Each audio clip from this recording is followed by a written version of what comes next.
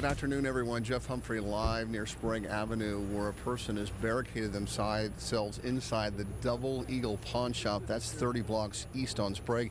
Started about an hour and 15 minutes ago with the reports of shots being fired. A gentleman who was walking by the time said he saw the shots, and then a lot of employees and customers run outside the store. Right now you're looking at those folks in the green shirts. Those are the Double Eagle Pawn employees.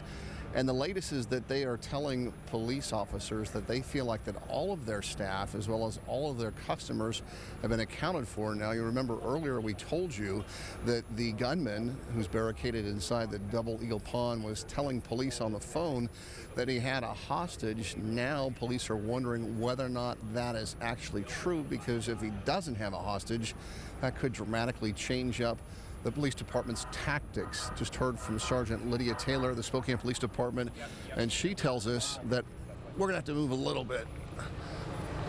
She tells us that the SWAT team has established contact with the gunman inside, and that is great news as far as getting a resolution. They also believe that they know who the gunman is, and that's because, stop Tim, and that's because they ran the license plate of a vehicle in the parking lot and determined that that's the only car that's still in the parking lot. They think that belongs to the gunman, so they feel like they know who that is. Right now you're looking at a live picture of the mobile command post coming into the scene here at First Avenue. The SWAT team is a little bit further down the road, and this is an RV that the police department and the sheriff's office uses so that they can have better communications and be a little bit more comfortable, a little bit more organized as they try to resolve the standoff situation going on here live in the 3000 block of East Sprague. We're not sure why, but a Washington State Patrol airplane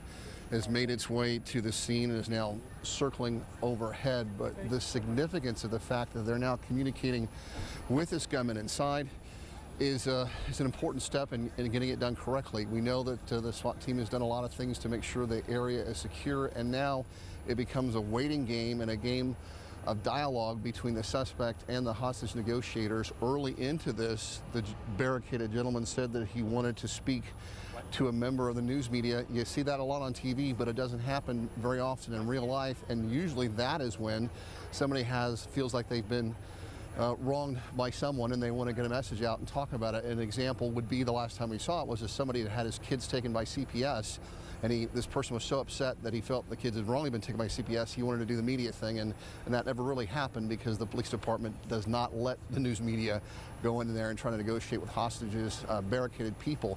What might get him that type of concession is if he makes a concession first, and that would be making sure or proving to the police department that he does not have a hostage, because that is the ultimate concern right now. The police department, there might be somebody in there with him, but at least right now the police department, based on talking to people that were actually inside Double Eagle Pawn, they do not think that he has a hostage, because all of the customers and the staff from Double Eagle Pawn are accounted for. We'll have more updates for you throughout the afternoon.